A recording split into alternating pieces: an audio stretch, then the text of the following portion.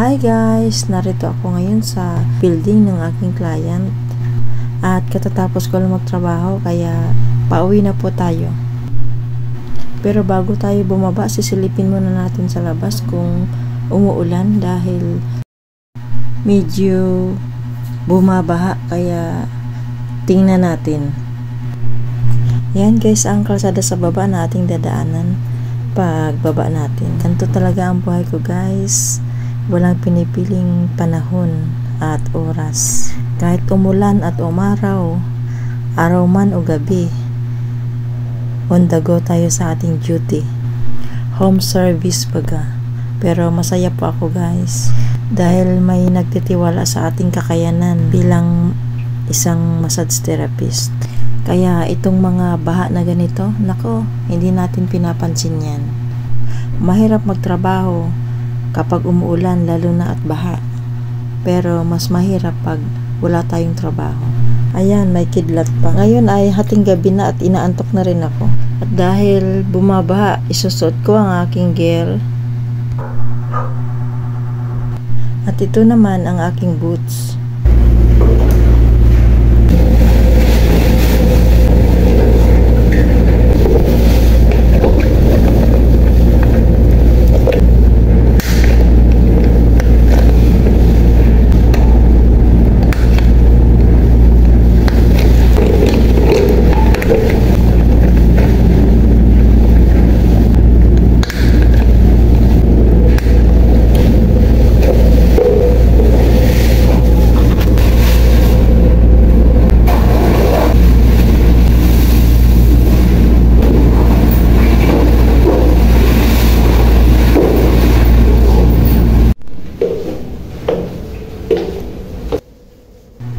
May matching ambon at kulog at kidlat pa ito guys.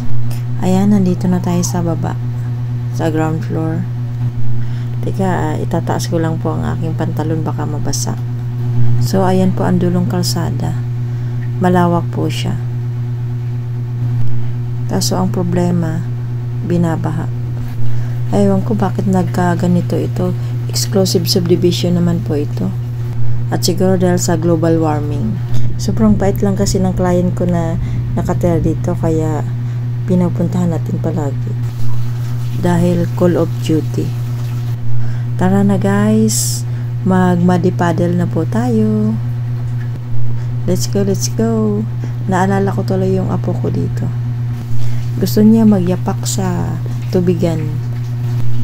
Pero ating pinagbabawalan. Ayan, malapit na tayo sa dulo.